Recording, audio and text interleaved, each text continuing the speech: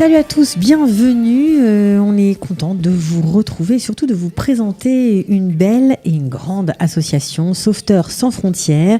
Alors j'ai le plaisir d'accueillir son président fondateur, Arié Lévy. Bonjour. Bonjour. Et bienvenue. Merci beaucoup. Voilà. Alors, Sauveteurs sans frontières, peut-être que certains ne connaissent pas encore, ne vous connaissent pas encore. On aimerait revenir un petit peu en arrière parce que vous sauvez des vies en Israël, dans le monde entier. Mais ça a commencé de façon, on va dire, plus petite, plus restreinte et dans une certaine région d'Israël, puisque vous avez été créé après la fondation d'Hatzalah, à la demande d'un rav, pas n'importe quel. Voilà, le Rav Mordechai Eliyahu Zichrono Livracha, qui était mon Rav et à qui j'étais assez proche, qui un jour où il y a eu un événement assez grave à côté de Kiryat Arba, où 2 maîtresses qui rentraient de l'école ont été attaquées par des terroristes, des médecins qui sont arrivés ont essayé de les sauver mais n'ont pas réussi. Et en fait, ils ont tout simplement raconté au Rav qu'il leur manquait du matériel. Avec du matériel, ils auraient pu les sauver. Et c'est là où le Rav s'est tourné vers moi, parce qu'il savait déjà que j'étais secouriste au Magen David Adom. Et il m'a dit, mais il n'y a pas Hatzalah en Judée-Samarie? Parce qu'il savait très bien qu'à Jérusalem, à Bnei Brak, à Ashdod, ça existait. Et je lui ai dit non. On est dans les années 2000, là, à peu près. 2000. Et c'est là, le Rav se tourne vers moi et me dit, il faut le faire. Je lui dis, oui, il faut le faire, mais... mais bon, quand on leur avait dit, il faut le faire, on fait. Et c'est là où j'ai appelé quelques amis en France pour leur dire qu'on avait besoin de... Et très rapidement... On de matériel. De matériel, voilà. On avait, en fait, l'idée, c'est d'avoir des kits de secours assez moderne, assez perfectionné, pour qu'on puisse donner ça à des médecins ou des paramédics ou des secouristes et les invertir évidemment avec un moyen de communication qui est un événement là où il se passe. Et on a commencé avec Otniel. La première équipe était de 12 secouristes d'Otniel. C'est de là-bas en fait où étaient sortis ces 2 professeurs qui avaient été tués. C'est pour ça qu'on avait choisi ce village. Et on a commencé avec 12.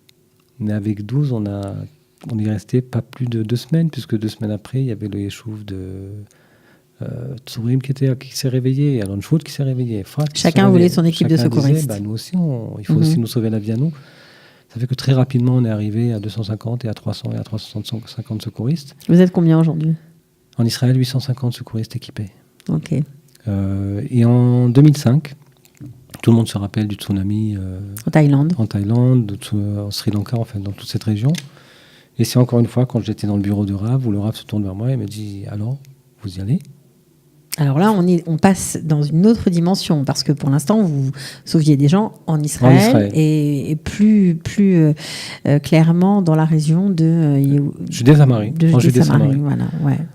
Et puis là, quand le Rav m'a dit « Où vous partez ?» Je lui ai dit « J'ai pas compris de quoi il parlait. » Il m'a dit « Mais le monde entier se mobilise, mais tout le monde dit qu'on est les plus forts. On est les plus forts, alors il faut qu'on fasse quelque chose aussi. Et puis en plus, c'est Kiddush Hashem, mais surtout, prenez des appareils photo, parce qu'il faut que le monde voit ce que vous faites. » Le Rav a dit, on fait. Et on a très vite monté une équipe de 12 personnes, avec du matériel médical qu'on avait déjà dans les hangars. Et on est parti au Sri Lanka. On est arrivé, on a été reçus. Mais vous êtes parti au Sri Lanka, vous nous racontez ça comme ça, hop, comme si ça se faisait sur un claquement de doigts. C'est exactement ça. C'est comme ça que c'est passé. Le secret de notre réussite, je pense, depuis, malgré qu'il y a eu beaucoup de grosses organisations qui nous ont demandé de se joindre à eux, on leur dit merci beaucoup, on veut rester petit. Et je m'explique. Quand on est une très grosse organisation comme la Croix-Rouge ou comme Tzahal, le temps de s'organiser, d'avoir les permissions d'atterrir et d'arriver, et où on va s'installer, ça prend toujours 2 ou 3 ou même 4 jours. On ne veut pas attendre ces 4 jours. On veut arriver dans les premières 24 heures. Et pour pouvoir rester souple de cette façon, il faut une structure légère. Petite. Et un peu chutzpah israélite, c'est-à-dire de ne pas poser de questions. Donc vous ne demandez pas d'autorisation. On prend un billet, on arrive, et comme lorsqu'on arrive, c'est tellement le chaos, où il n'y a personne qui peut nous dire pourquoi vous êtes venus. On va voir quelques images. Ça fait que quand on arrive, on est toujours les bienvenus, reçus les mains ouvertes, et le travail qu'on fait est remarquable. Et c'est ce que j'avais remarqué justement en 2005, quand le reporter de CNN nous courait après, quand je lui ai demandé, je lui avais posé la question, mais qu'est-ce que vous nous voulez? Il y a d'autres ONG. Il m'a dit, non, mais en journalisme, un chien qui mord un être humain, c'est pas... Mais un être humain qui mord un chien, ça c'est un scoop. C'est bizarre comme Et là, comme je l'ai image. regardé, je lui dis, mais c'est quoi la comparaison? Il me dit, non, ne te vexe pas. Ce que je veux dire, c'est que vous, les Israéliens, avec votre kippa, votre tzitzit, vous venez vous soigner des musulmans, des chrétiens. C'est tellement beau à voir. On a besoin de rien, il n'y a pas besoin de rajouter. Des bouddhistes. Des bouddhistes. Vous soignez tout le monde sans distinction de race, de couleur. On soigne tout le monde. Qui sauve une vie, sauve l'humanité. Il n'y a pas marqué quelle vie. Mhm. C'est une vie humaine. D'accord, donc ça fait maintenant partie, on va dire, des habitudes de Sauveteurs sans frontières. Dès qu'il y a une catastrophe dans le monde, vous êtes parmi les premiers. Parmi sur les les premiers lieux. sur le terrain. Et puis avec le temps, on s'est dit que d'aller si loin et repartir sans rien laisser, c'est un peu bête. Donc on s'est dit, le même système qu'on a monté en Israël, d'avoir des secouristes un peu éparpillés partout, on va le monter dans le monde entier. Ça fait qu'à chaque endroit où on va, Vous formez des on équipes. forme une équipe de 20 à 25% pour personnes. On les équipe avec des kits de secours comme ceux qu'on a ici. Ça coûte combien un kit de secours? Ça dépend quel kit, mais en gros, c'est entre 1800 et 2600 euros. Ça dépend si ça comprend un défibrillateur ou pas. Et ça comprend aussi les 3 années de maintenance. Ce kit pourra être pendant 3 ans sur le terrain avec tout ce qu'il faut le rafraîchissez tout le temps. Rafraîchir. Le rafraîchir, c'est pas grave. On a Et en compris. fait, ces équipes qu'on installe, mais c'est bien quand il y a une petite faute, ça fait un peu c'est Il n'y a sympathique. pas de problème. Et en fait, ces équipes-là qu'on a montées, aujourd'hui, on a 14 antennes dans le monde de secouristes qui sont équipées. Donc ça veut dire que formées par dans les pays où vous êtes passé après des catastrophes, il y a maintenant des gens qui sont formés à vos techniques, qui peuvent sauver sur place Je vous donne un petit exemple. les populations. Il y a On eu- aime bien les exemples. Alors, il y a eu Irma, il y a 4 mois de ça. Mhm.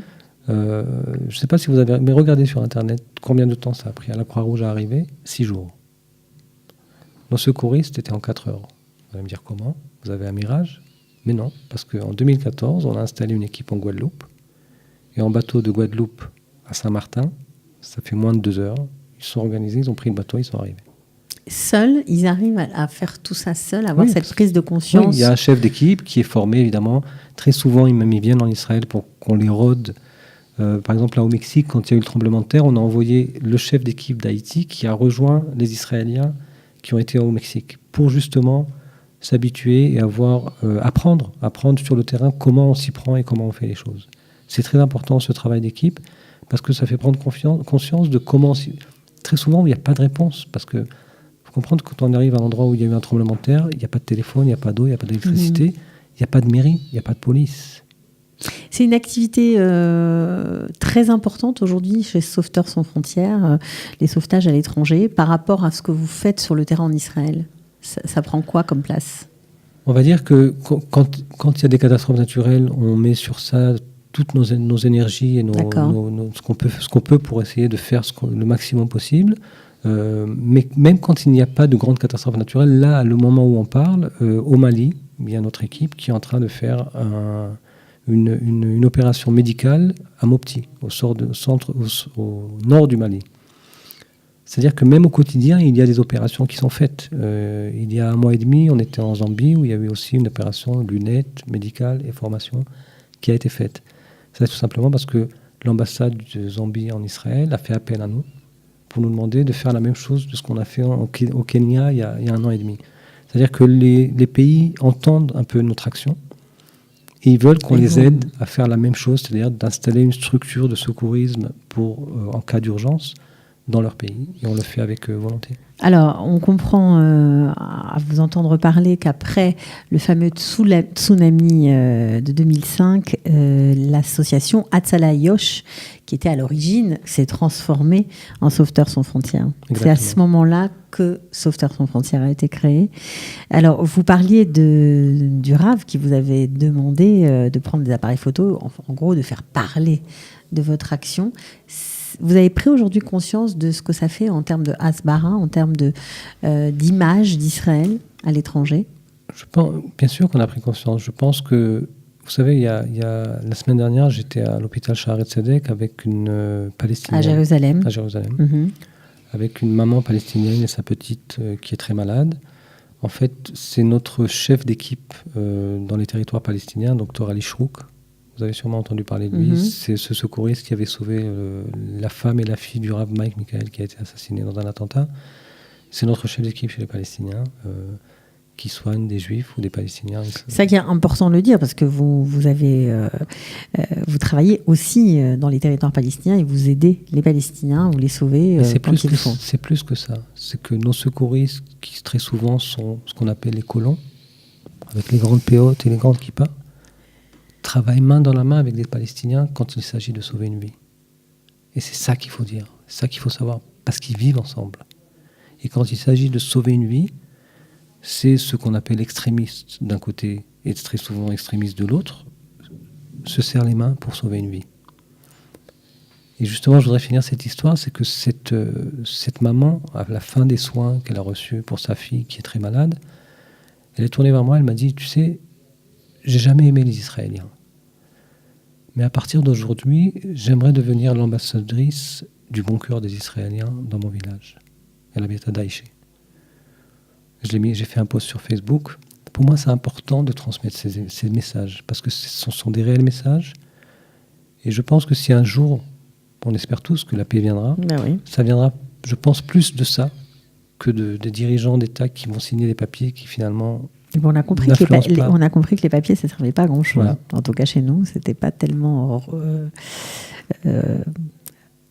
c'est pas sur le, ça se traduit pas toujours sur le terrain, malheureusement. Mm-hmm. Et ça, des actes comme ça, c'est le terrain.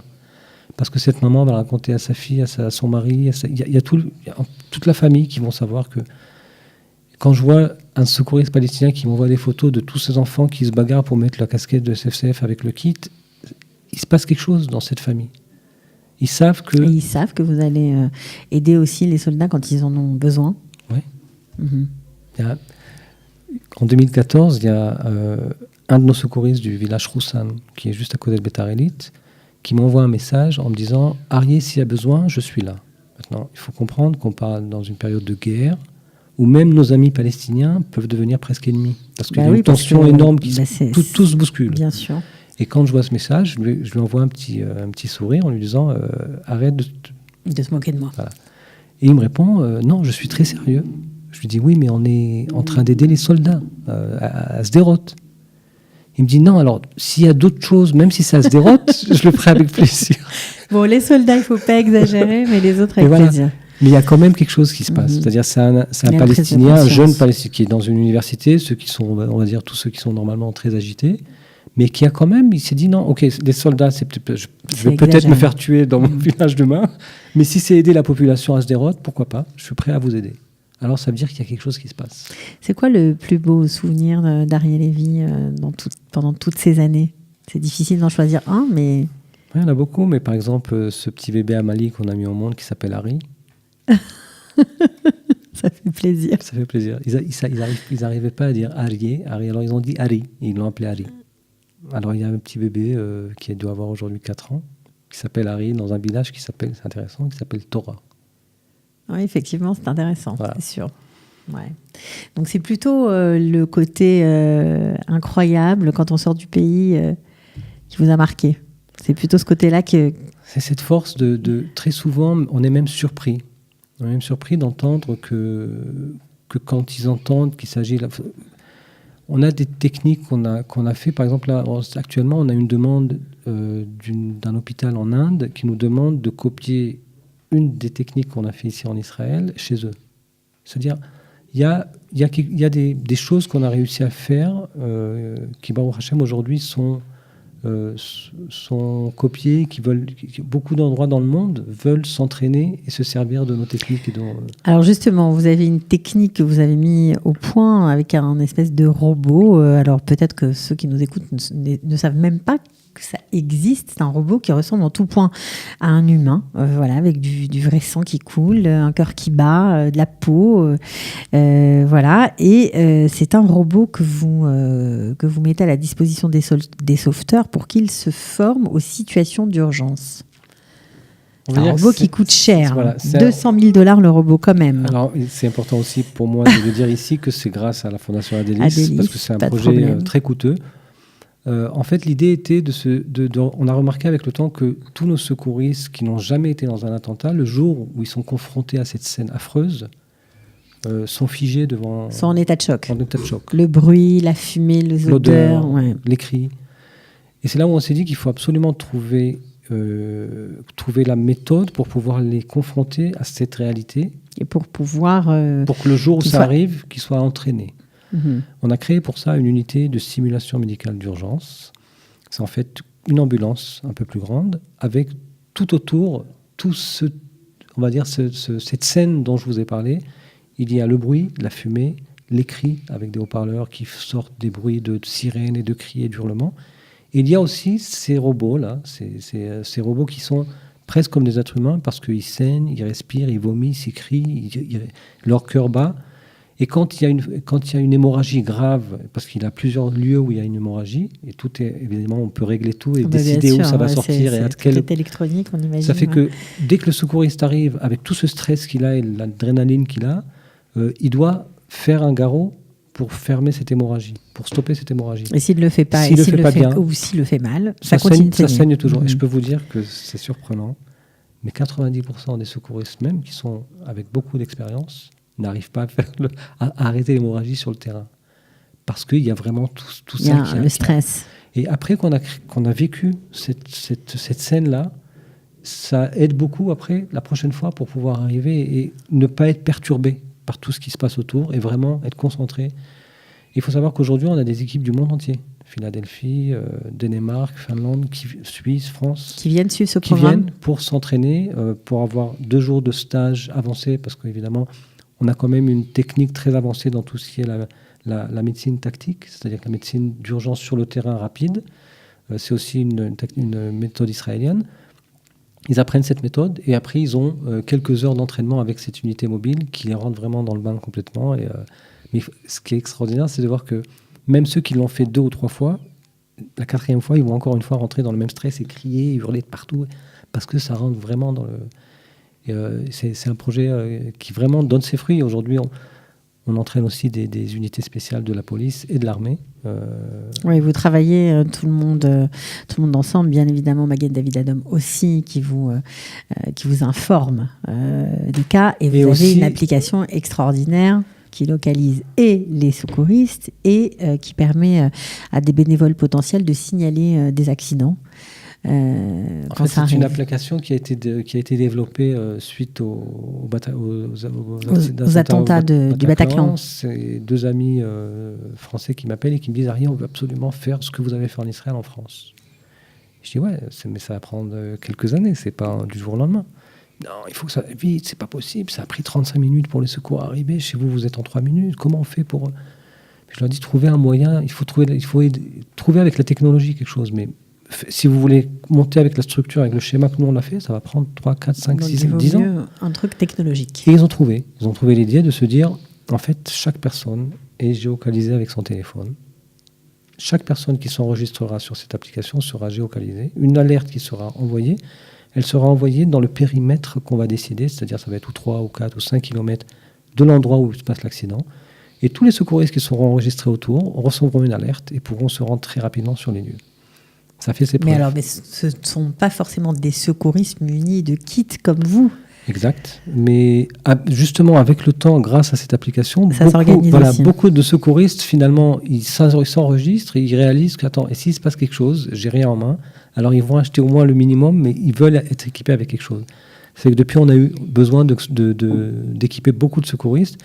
Et ce qui est extraordinaire, c'est que si vous êtes enregistré sur l'application et vous partez en vacances à Miami, et vous alertez parce que vous avez un problème, les secouristes qui sont enregistrés à Miami vont recevoir cette alerte et vont venir vous aider. Ouais, donc c'est génial. Grâce à la géolocalisation, c'est génial, franchement. Voilà. On était content de vous recevoir. Merci beaucoup. Voilà, d'avoir parlé de cette belle association Sauveteurs sans frontières. On en sait un petit peu plus maintenant sur ce que vous faites, sur qui vous êtes et sur l'étendue de votre action. Voilà, vous soignez tout le monde et partout dans le monde, en Israël évidemment aussi. Merci beaucoup d'être venu. Et soyez nombreux à télécharger l'application. Voilà, mais on peut. Sauveteurs sans frontières, c'est ça ? En Israël, c'est SOS Hatzalah. SOS Hatzalah, ok. Et en France, c'est SSF, Sauveteurs sans frontières. Et venez nous visiter sur le site. Ben, on va le faire. Pas de problème. Sauveteur.org. On va le mettre sous la vidéo. Comme ça, tout le monde pourra y aller. Merci beaucoup. Merci beaucoup. Au revoir. Merci à vous. Au revoir.